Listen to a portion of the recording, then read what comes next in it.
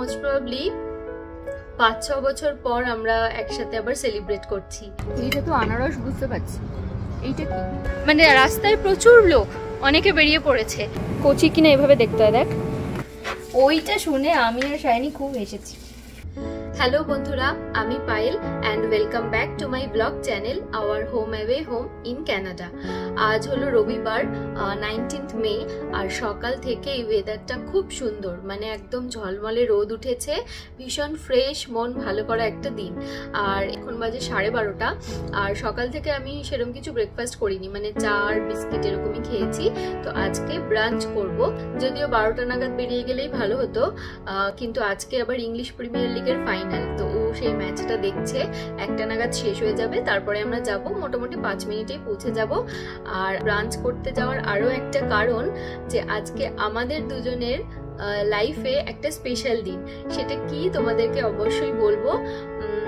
ভীষণ মেমোরেবল একটা দিন, আর সেটা মোস্ট প্রবাবলি 5-6 বছর পর আমরা একসাথে আবার সেলিব্রেট করছি। তাহলে চলো আজকের ব্লগটা এখান থেকেই শুরু করছি। দেখতে থেকো শেষ অবধি। কেমন লাগলো কমেন্ট করে জানিও, আর ভালো লাগলে কিন্তু প্লিজ চ্যানেল সাবস্ক্রাইব করে আমার পাশে থেকো। আজ এখানে ব্রাঞ্চ করতে আসার মেন কারণটাই হলো সামারের টাইমে ওদের এই আউটডোর সিটিং অ্যারেঞ্জমেন্টটা। আর এইটা হলো একটা ইংলিশ পাব, নাম দ্য বিশপ অ্যান্ড বেলচার। তবে পাব হলেও এখানে শুধু স্ন্যাক্স পাওয়া যায় না, অনেক টাইপের ফুডও পাওয়া যায়। এখানে ঢোকার সময় দেখলাম যে বাইরে অনেকগুলো টেবিল আছে, আর আমি ভেতরে গেলাম, একজনকে জিজ্ঞেস করলাম, তো ওরা বললো হ্যাঁ তুমি আউটসাইডে বসতেই পারো। তো বসে পড়েছি, খাওয়ার অর্ডারও দেওয়া হয়ে গেছে। আমি নিয়েছি একটা ইংলিশ ব্রেকফাস্ট, যদিও এখন প্রায় দুপুর 1:30 বাজে, তবু এদের ব্রেকফাস্ট মেনুটা দুপুর 3টে অবধিও সার্ভ করা হয়। আর সায়ন্তনকে বললাম যে তুই কি নিবি, ও নিয়েছে একটা রেড থাই কারি। ওর বক্তব্য যে বাঙালি যদি রোববারের দুপুরে একটু ভাত না খায় তাহলে কি আর রোববারটা জমে, তো সেই জন্য ভাত মাংস দুটোই থাকবে, ওটাই ওর পারপাস সলভ হয়ে যাবে। আসছে পাশ থেকে বসে, আর ওর থেকে আমিও একটু নেব, খুব ভালো হয়, এটা আগেও খেয়েছি। তো জানি না, ও রেড থাই কারিটা যদি না পাওয়া যায় তাহলে আবার একটা স্যান্ডউইচ অর্ডার দিই না, যদি ওটা না পাওয়া যায় তাহলে একটা র্যাপ বা স্যান্ডউইচ কিছু একটা অর্ডার দিয়েছে, আর তার সাথে একটা স্যুপ দেবে। তো দেখা যাক, যদি রাইসটা পেয়ে যায় তাহলে বলতে হবে আজকে লাকি, রোববারটা একদম জমে গেল, আর না পেলে রাত্রে ভাত খাওয়া যাবে। আর এরপর বেরোবো একটু হাঁটতে, কারণ আজকে ওয়েদারটা এত ভালো লাগছে, একটু হাঁটতে হবে। এই রোদটা গায়ে লাগাতে খুব ভালো লাগে, যদিও এটা ভীষণ চিড়চিড়ে, আর তাই জন্যই সানগ্লাসটা পরেছি। আজকে টেম্পারেচার হচ্ছে 20 ডিগ্রি, খুব একটা গরম নেই, কিন্তু এই রোদের মধ্যে অনেকক্ষণ হাঁটলে রোদটা বেশ গায়ে লাগছে। মুখে সানস্ক্রিনও মেখেছি, মাথায় সানগ্লাসও দেখতে পাচ্ছ। তো চলো আমাদের খাবারগুলো আসুক, সেগুলো কি কি কেমন খেতে সব কিছু তোমাদের জানাচ্ছি। এইটা হলো সিম্পল ব্রেকফাস্ট, যদিও একদমই সিম্পল নয়, প্রচুর জিনিস। এখানে আছে 2টো স্ক্র্যাম্বেলড এগ, 4 পিস টোস্ট, এটা বোধহয় পোর্ক সসেজ না রে, আর এটা হলো ফ্রেঞ্চ ফ্রাইস, আর কিছু ফ্রুটস আছে। আর এই যে পেয়ে গেছো রেড থাই কারি। এইটা কি রে, প্রনের চিপস, আর এখানে বোধহয় একটু ওই স্যালাড বা কিছু একটা, মানে ড্রেসিং দেওয়া কিছু একটা আছে না। খেতে পারবে তো পুরোটা? আর আমাকে একটু হেল্প করতে হবে কিন্তু। চলো আমিও শুরু করি। তবে হ্যাঁ, সত্যি সবটা পারবো বলে মনে হচ্ছে না।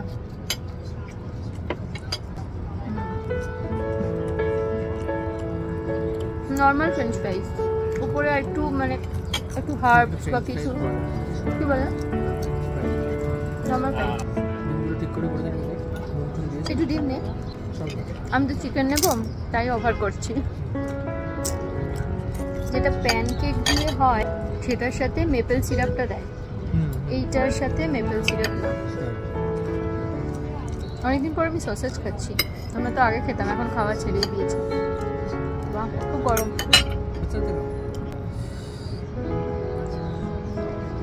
এইটা খেলে আগামী 6-7 ঘন্টা খিদে পাবে না, প্রচুর আছে জিনিসপত্র। 4 পিস টোস্ট, 3টে এত বড় বড় সসেজ, 2টো ডিম। এইটা তো আনারস, বুঝতে পারছি। এইটা কি, এটা কি কোনো কাইন্ড অফ পেঁপে?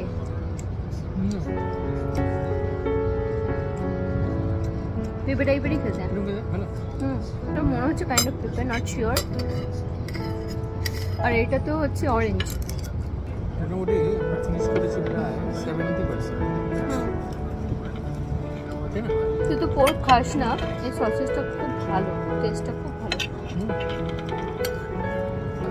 মানে এখানে আসতে গেলে, এটা খেতে গেলে পুরো সকাল থেকে পেটটা ফাঁকা রেখে আসতে হবে, না হলে এটা খাওয়াটা মুশকিল আছে। খেয়ে দিয়ে বেরিয়ে গেছি অনেকক্ষণ, আর তারপর একটু হাঁটাহাঁটিও করলাম। মানে সিরিয়াসলি আগে আমি শুনেছি যে টরন্টোতে সবাই সামারের জন্য ওয়েট করে, টরন্টো না পুরো কানাডাতেই। আমাদের ইন্ডিয়াতে যেমন 2 মাস শীতকাল আমরা ওয়েট করে থাকি কখন একটু ঠান্ডা হবে, একটু রোদটা কমবে, গরম কমবে, আর এখানে শীতকালটা এত লম্বা। এই যে সামারটা শুরু হয়েছে, ওয়েদারটা ভীষণ ভালো লাগছে, আর মানে রাস্তায় প্রচুর লোক, অনেকে বেরিয়ে পড়েছে। আর এখানের একটা ব্যাপার আছে যে সবারই একটা করে মিনিমাম পেট থাকবে, আর কুকুরই বেশি, মানে অনেকের দুটোও থাকে।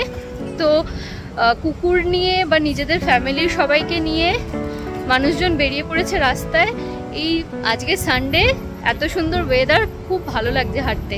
তোমাদেরকেও দেখাই, দাঁড়াও। এমা এটা কি দেখাবো, এটা তো সিগনালে পড়ে গেলাম। এইটা হচ্ছে ওয়ান ব্লোর। কত তলা এটা? সিগন্যাল, ও সিগন্যাল পড়ে গেছে, চলো। এই পুরো মাথার উপর দিয়ে যাচ্ছে। হ্যাঁ, মনে হচ্ছে কেউ কিছু দিয়েছে এদের, খুঁটে খুঁটে খাচ্ছে। একটু ভয় নেই কিন্তু, আমরা যে এত কাছে আছি। ওরাও বেরিয়ে পড়েছে সামারে বাসা থেকে। এখন বাজে প্রায় 4:30, আর আমরা আবার বেরিয়ে পড়েছি ঘুরতে নয়, বাজার করতে। কারণ সংসারী মানুষ, এটাও মাথায় রাখতে হবে যে কালকেই সোমবার, আবার 5 দিনের বাজার হাট সব কিছু করে সেগুলো স্টক করতে হবে। আর আজকে যাচ্ছি ফ্রেশকোতে। আমাদের বাড়ির কাছে নো ফ্রিলস, মানে ওটা সবচেয়ে কাছে, ফ্রেশকোটা একটু দূরে, 5 মিনিট বেশি হাঁটতে হয়। কিন্তু ব্যাপার হচ্ছে এখানে অনেক ইন্ডিয়ান সবজি পাওয়া যায়। তো লাউ নিতে হবে, কারণ বাড়িতে আছে মাছের মাথা, তো সেই দিয়ে লাউ দিয়ে একটা কোনো সবজি হবে। তো সেই জন্য এখন যাচ্ছি ফ্রেশকোতে। আর আজকে খুব ভালো খাওয়া দাওয়া হলো, আর এত ভালো রোদ উঠেছে, বারবারই বোধহয় একই কথা রিপিট হয়ে যাচ্ছে। তো যতক্ষণ পারছি বাইরে থাকছি, কারণ এই সানলাইটটা, এটার জন্য পুরো শীতকাল আমরা ওয়েট করেছি। তো চলো ফ্রেশকোতে কী কী নিই সেটা তোমাদেরকে দেখাচ্ছি। আমরা বোধহয় এগুলো নিই, তাই না? পিছনটা একবার দেখা যেত, পিছনে কিন্তু বস্তা থাকে। এইটার ঠিক পিছন দিকটায় আলু পেঁয়াজের বস্তা থাকে, আর না হলে এখান থেকে নিয়ে নেব। হ্যাঁ, এই পেঁয়াজটা যেন কত?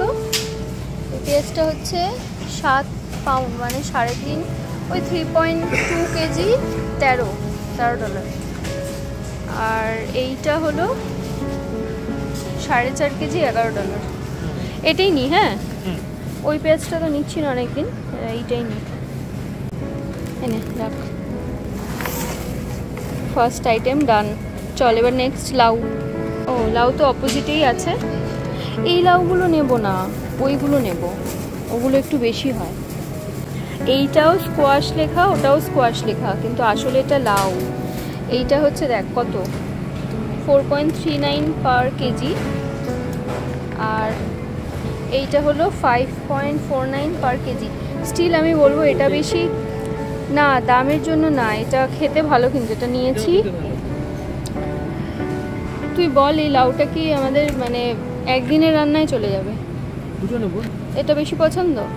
ঠিক আছে নে, কিন্তু দাঁড়া 1 মিনিট। লাউটা কচি কিনা এভাবে দেখতে হয়, দেখ, নখ দিয়ে এরকম একটু টিপবি, নখটা ঢুকে গেল, দ্যাট মিনস লাউটা ফ্রেশ।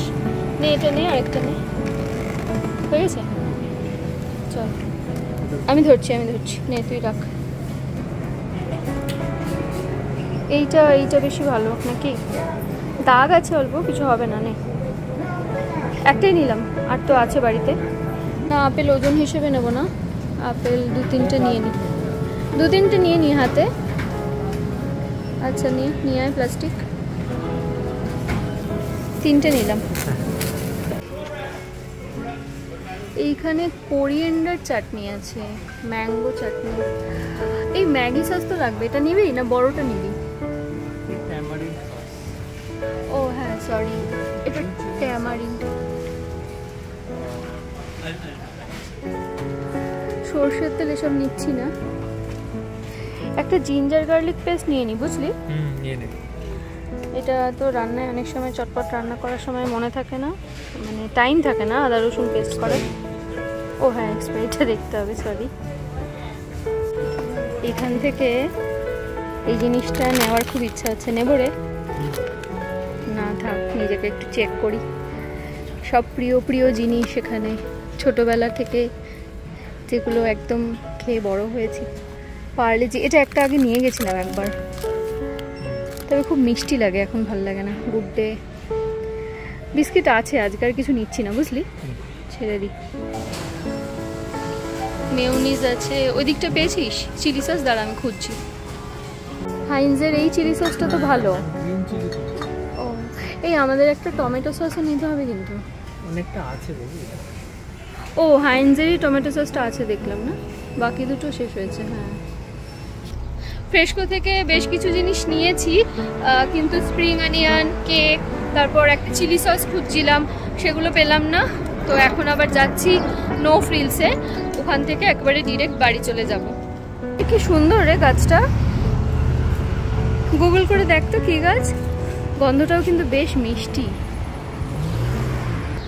পুরো ফুলে ঢেকে গেছে গাছটা, পাতার থেকে ফুল বেশি।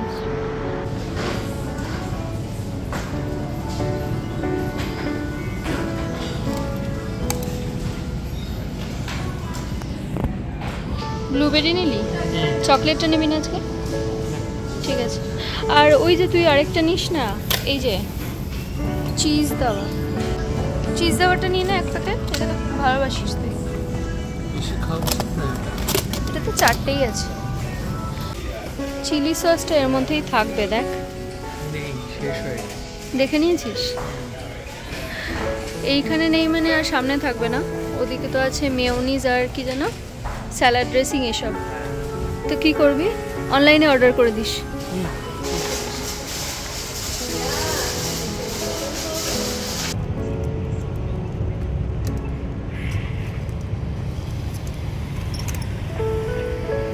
এখন বাজে প্রায় 8:30, তবে সন্ধ্যাবেলা চা খাওয়ার বদলে এখন খাচ্ছি কোক।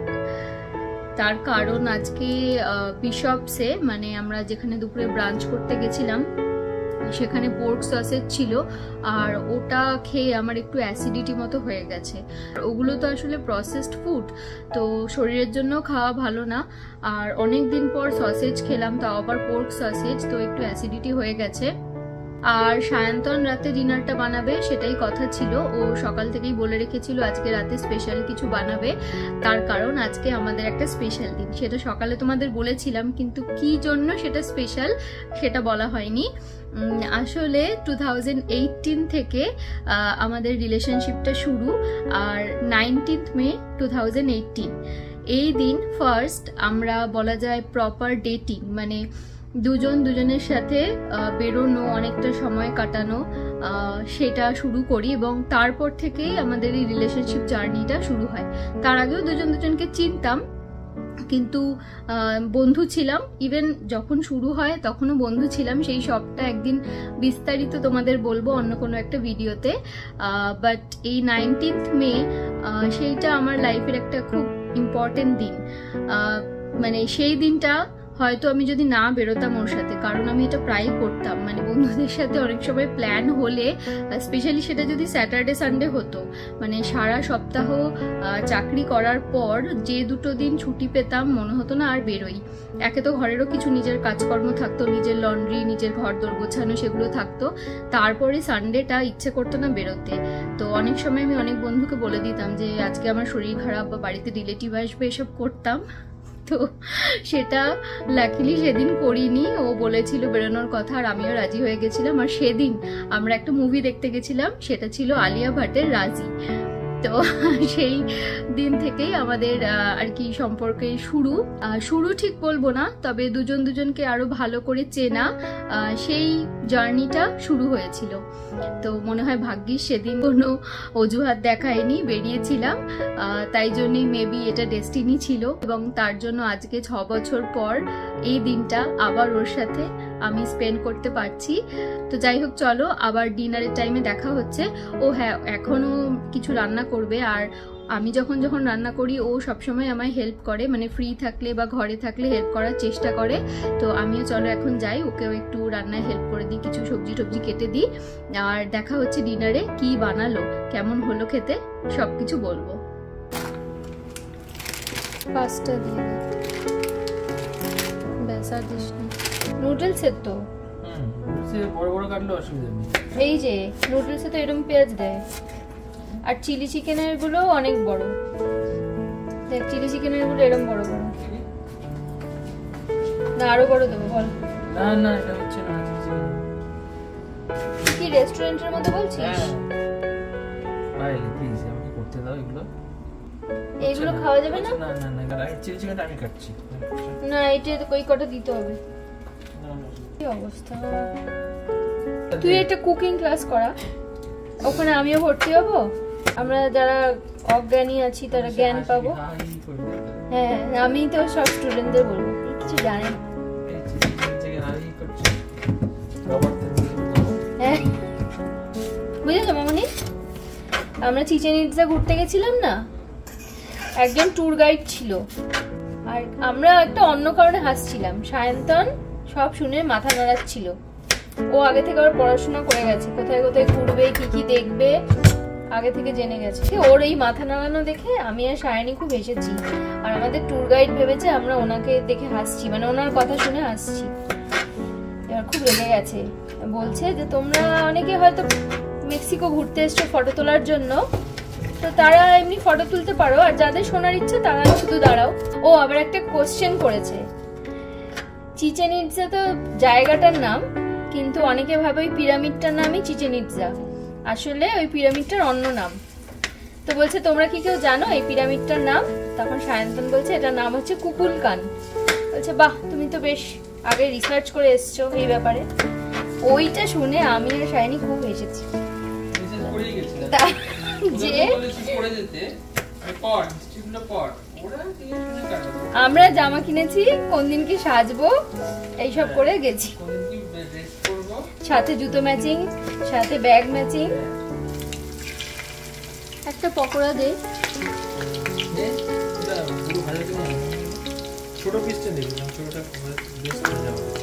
চিলি চিকেন যখনই বাড়িতে হতো, রান্না নামার আগে দুটো করে পকোড়া পেতাম। দেখ, এই দুটো ক্যাপসিকাম এতটুকু করে কেটেছি।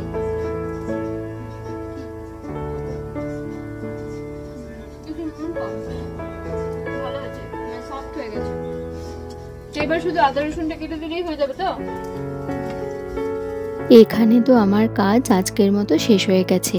সব কিছু একদম ওর মন মতো করে কেটে দিয়েছি। আসলে আমরা দুজন যখন একসাথে রান্না করি মাঝে মাঝে মতের অমিল হয় ঠিকই, কিন্তু দেখেছি একদম ঠিকঠাক যদি কাটা হয় সবজিগুলো, তাহলে কিন্তু খেতে সত্যিই ভালো হয়। আর এখানে চিলি চিকেনের জন্য সব সবজি কেটে দিয়েছি। আর যেই সসটা নো ফ্রিলস ফ্রেশকো দুটোতেই পেলাম না, এই হলো সেই গ্রিন চিলি সসটা। অ্যামাজন থেকে অর্ডার দিয়েছিলাম, 2 ঘন্টার মধ্যেই চলে এসেছে। ও নুডলসটা প্রায় অনেকটা করেই নিয়েছিল, কিন্তু একটু লেটও হয়ে যাচ্ছে, আর সবটা মিক্স করতে গিয়ে একটু পাজলড হয়ে যাচ্ছিল। আসলে রান্নার ব্যাপারে ভীষণই খুঁতখুঁতে, তো তাই একদম ঠিকঠাক টেক্সচার না হলে ওর মনে হয় যেন রান্নাটা ঠিক হলো না।